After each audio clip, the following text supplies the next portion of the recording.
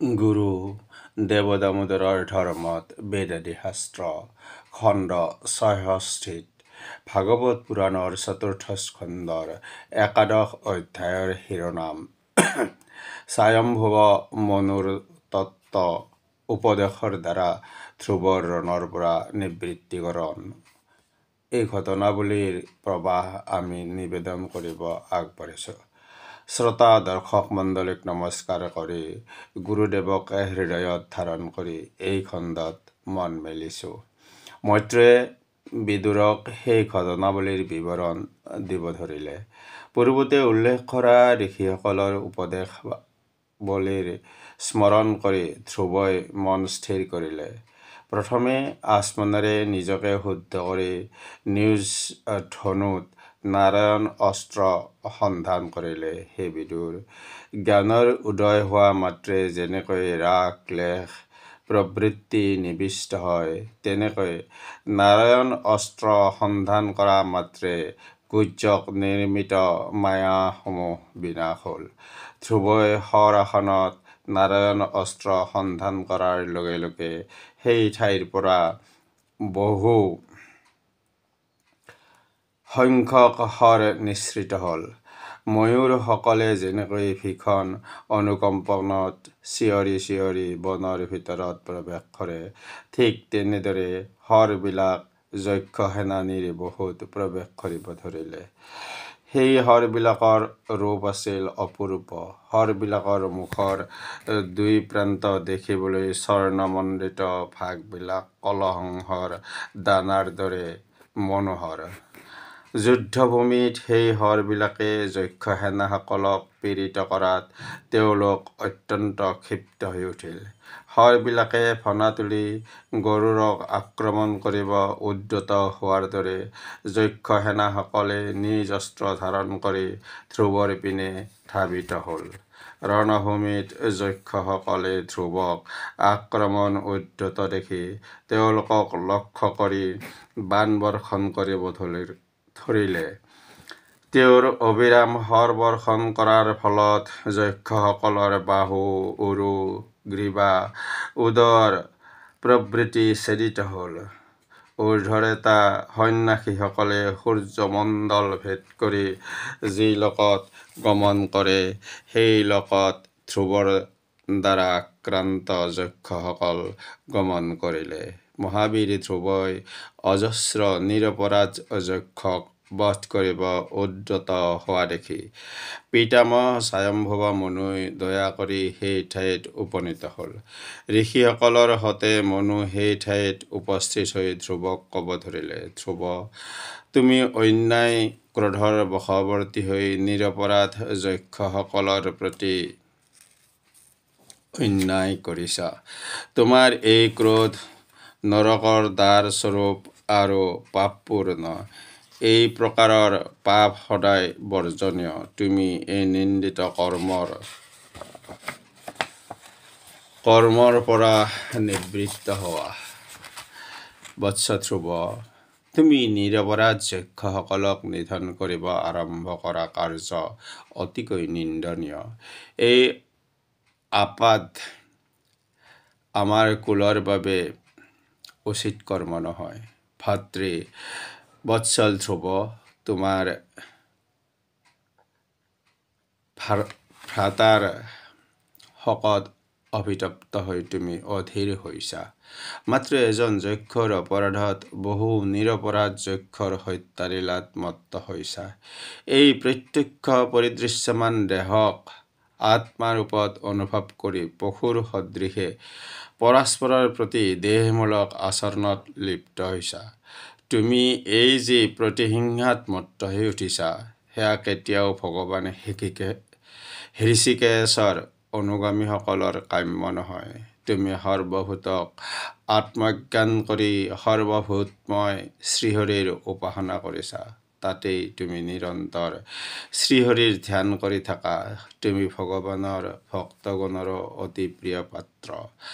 সাধুসকলৰ আচৰণীয় পথৰ সন্ধান পাইছা। তথাপি এনেধৰণৰ নিন্দিত কৰ্মত তুমি কিদৰে প্ৰবৃত্ত হৈছা, এয়া অতি আচৰিত। বৎস, শত্ৰুৰ ঔদ্ধত্য সহ্য কৰা, নিজ ব্যক্তিৰ প্ৰতি কৰুণাময় হোৱা, সমান ব্যক্তিৰ লগত মিত্ৰতা আৰু সকলো প্ৰাণীক সমমান দেখা আদি গুণৰ অধিকাৰী ব্যক্তিয়ে ভগৱানৰ প্ৰসন্নতা লাভ কৰে। ভগৱান প্ৰসন্ন হ'লে জীৱৰ প্ৰকৃত গুণত্ৰয় অৰ্থাৎ সত, ৰজ আৰু তমগুণৰ বিমোচন হয়। তেতিয়া তেওঁ গুণৰ কাৰ্যস্বৰূপ লিংগ শৰীৰৰ পৰা মুক্তিপ্ৰাপ্ত হৈ সুখৰূপ ব্ৰহ্ম লাভ কৰে।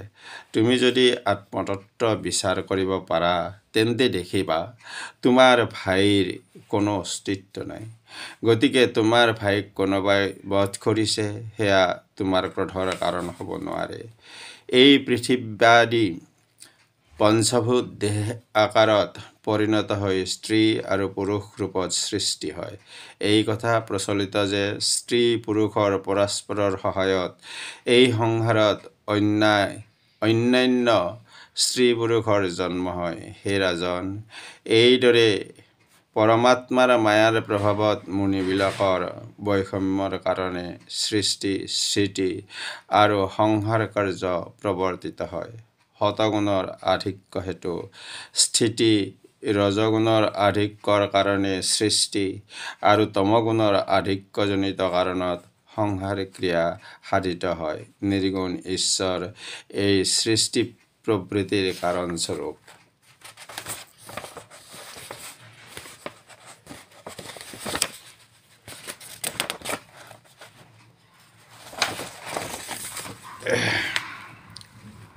অয়স্কান্ত মুনিৰ প্ৰভাৱত যেনেকৈ লৌহ ভ্ৰমণ কৰে, তেনেকৈ ঈশ্বৰক নিমিত্ত কৰি এই কাৰ্যৰ কাৰণস্বৰূপ বিশ্ব পৰিৱৰ্তিত হৈছে।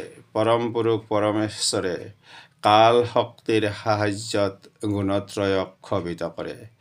সেইদৰে তেওঁ সৃষ্টি আদি শক্তি বিভক্ত কৰে। অকৰ্তা হৈও তেওঁ এই বিশ্ব সৃষ্টিকৰ্তা। আকৌ হন্তা নহৈও তেওঁ হত্যাকাৰী। মহত্তম ভগৱানৰ লীলা অৰ্থাৎ কালশক্তি অচিন্তনীয়। কালশক্তি যি কাৰণত একত্ৰত গুণসমূহক শোভিত নকৰে, সেয়া অজ্ঞাত। কালৰূপী ভগৱান অনাদি অৰ্থাৎ জন্মৰহিত, অব্যয়, ক্ষয় আদি ৰহিত আৰু অনন্ত অবিনাশী। তেওঁ পিতৃাদিৰ পুত্ৰ প্ৰভৃতিৰ জন্ম দি থাকে, সেইকাৰণে তেওঁ জন্মদাতা বা সৃষ্টিকৰ্তা। আকৌ ৰজা প্ৰভৃতিৰ জৰিয়তে তেওঁ দুৰ্জন আৰু চোৰ আদিৰ মৃত্যু ঘটাই থাকে, সেইকাৰণে তেওঁ বিনাশকৰ্তা। তেওঁৰ দ্বাৰা সৃষ্টি আৰু সংহাৰ সাধিত হয়। তেওঁ পিতৃ আদিৰ দ্বাৰা উৎপন্ন কৰে। এই কথা সত্য হ'লেও তেওঁ আকৌ অন্যৰ পৰা উদ্ভূত হৈছে। গতিকে তেওঁৰ সৃষ্টি বিষয়ত কোনো স্বাতন্ত্ৰ্য নাই। এই ভগৱানেই মৃত্যুৰূপত সমানভাৱে সকলো প্ৰাণীৰ অভ্যন্তৰত প্ৰবিষ্ট হয়। তেওঁৰ স্বপক্ষ বা কোনো বন্ধু নাই, আকৌ বিপক্ষ বা শত্ৰু বুলি কোনো নাই। প্ৰবাহমান বায়ুত অনুগামী ধূলিৰাশিৰ সদৃশে আকৌ প্ৰাণী নিজেই নিজৰ কৰ্মৰ অধীনৰ পৰা নিজ নিজ কৰ্ম পৰতন্ত্ৰ হৈ ঈশ্বৰৰ অনুগামী হৈ থাকে। ঈশ্বৰ সৰ্বনিয়ন্তা। এই বিষয়ত সকলোৱে একমত, কিন্তু তেওঁৰ বিষয়ত একমাত্ৰ নাম মাত্ৰেই বিবাদ বৰ্তমান।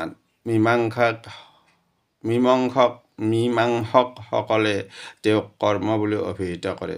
জ্যোতিষীসকলে তেওঁক গ্ৰহ আদি দেৱতা হিচাপে ভক্তি কৰে। বাৎসায়ন প্ৰভৃতি সকলে তেওঁক কাম বা বাসনা হিচাপে বৰ্ণনা কৰে। হে বৎস, ঈশ্বৰ অব্যক্ত, তেওঁক বল আৰু বুদ্ধিৰ দ্বাৰা ব্যক্ত কৰা নাযায়। তেওঁ অপ্ৰমেয় অৰ্থাৎ অপৰিমেয় অৰ্থাৎ প্ৰত্যক্ষ প্ৰমাণ আদিৰ ঊৰ্ধ্বত। তেওঁৰ পৰা নানাবিধ মহত্তত্ত্ব আদি শক্তিৰ উদয় হয়। তেওঁৰ ইচ্ছা সকলোৰে অজ্ঞাত। গতিকে সেই স্বয়ম্ভূ ভগৱানৰ ইয়ত্তা কোনেও কৰিব নোৱাৰে। হে বৎস ধ্ৰুৱ, এই কুবেৰৰ অনুচৰবৃন্দ তোমাৰ ভাতৃ হত্যাৰ কাৰণ নহয়। বৎস, কৰ্মফলদাতা হ'ল শ্ৰী ভগৱান। সেই পৰমেশ্বৰে জীৱৰ সৃষ্টিৰ কাৰণ। সেই ভগৱানেই বিশ্বৰ সৃষ্টি, পালন আৰু সংহাৰ কৰে। তথাপি তেওঁৰ এই বিষয়ত কোনো অহংকাৰ নাই। এই কাৰণে তেওঁ সদায় নিৰ্লিপ্ত, কাৰণ তেওঁ গুণ আৰু কৰ্মৰ দ্বাৰা লিপ্ত নহয়। ভগৱান সৰ্বভূতৰ অন্তৰ্যামী, সৰ্বভূতৰ নিয়ন্ত্ৰক আৰু সৰ্বভূতৰ প্ৰতিপালক। তেওঁ স্বীয় মায়াশক্তিৰ প্ৰভাৱত প্ৰাণীসকলৰ সৃষ্টি, পালন আৰু সংহাৰ কৰি থাকে। হে তাত নাসিকাত ৰজ্জুবদ্ধ বলিবৰ্ডৰ দৰে বিশ্বস্ৰষ্টা মহাপুৰুষসকলেও তেওঁৰ নিমিত্তে পূজাৰ উপহাৰ বহন কৰে। ভক্তসকলৰ ওচৰত তেওঁ অমৃতস্বৰূপ আৰু অভক্তসকলৰ মৃত্যুৰ কাৰণ তেওঁ পৰমেশ্বৰ আৰু বিশ্বৰ সকলোৰে সৰ্বশ্ৰেষ্ঠ আশ্ৰয়।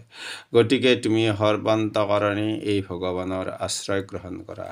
হে বৎস, তুমি মাত্ৰ 5 বছৰ বয়সতে বিমাতাৰ সৌভাগ্য শ্ৰৱণত মৰ্মাহত হৈছিলা। তেতিয়া তুমি স্বমাতৃক পৰিত্যাগ কৰি বনলৈ গমন কৰিছিলা। কঠোৰ তপস্যাৰ দ্বাৰা তুমি ইন্দ্ৰিয় বৃত্তি জয় কৰিছা। সেই ভাৱত ঈশ্বৰক আৰাধনা কৰি তুমি ত্ৰিলোকৰ উপৰিস্থিত স্থান লাভ কৰিছা। সেইজন তুমি আকৌ তেওঁৰ স্মৰণ গ্ৰহণ কৰা।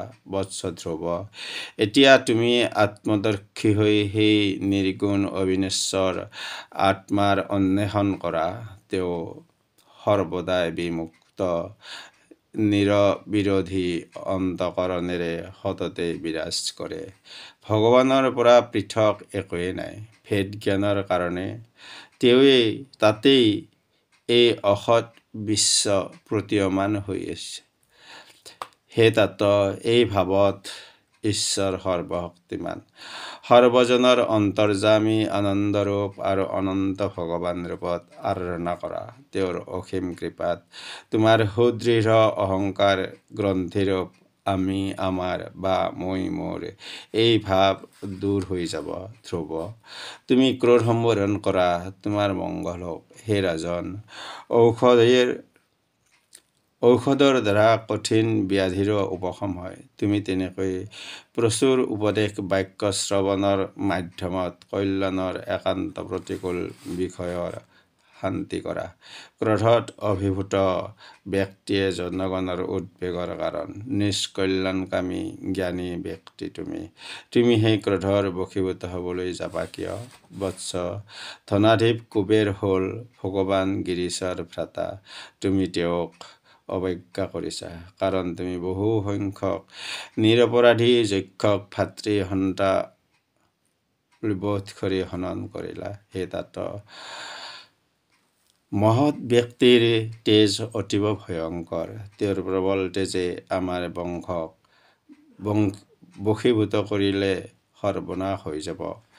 তাৰেই আগতে তুমি শীঘ্ৰে ধনৱতী কুবেৰক প্ৰণতি কৰি প্ৰসন্ন কৰা। স্বয়ম্ভৱ মনুই এইদৰে নিজ পুত্ৰক উপদেশ প্ৰদান কৰিলে। ধ্ৰুৱই তেওঁক ভক্তিভাৱে প্ৰণাম কৰিলে। তেওঁৰ দ্বাৰা অভিনন্দিত মনু ঋষিসকলৰ সতে আনন্দিত মনে নিজ ভৱনলৈ যায়। ৰামৰাই ভণিত গুৰুলীলাত মহাপুৰুষ শ্ৰী শ্ৰী দামোদৰ মুখ নিঃসৃত গূঢ়তত্ত্ব তলত দিয়া ধৰণে উল্লেখ কৰিছে। যি কথা ধ্ৰুৱক স্বয়ম্ভুৱ মনুই উপদেশ দিছিল, তেনে কথা সমদৰে জানিবা বিষম দাৰি আছে। বিষমক জানিলেহে জ্ঞানভক্তি বাচে। সন্তোষ দ্বাৰত অসন্তোষ দাৰি যিনি, বিজ্ঞানক পাই পাছে জানিবা আপুনি। বিচাৰ দ্বাৰত জানা দাবী অবিচাৰ, তাকে যিনি পাই আছে ৰহস্যৰ সাৰ। গুৰু দেৱ দামোদৰৰ ধৰ্মত বেদাদি শাস্ত্ৰ খণ্ড ৬৬ ইমানতে সমাপন কৰি গুৰুদেৱক প্ৰণতি জনাইছোঁ। প্ৰণাম জনাইছোঁ শ্ৰোতা দৰ্শকক আৰু গুৰুপ্ৰেমীসকলক। জয় গুৰু দেৱ দামোদৰ। অনন্ত কুমাৰ শৰ্মা।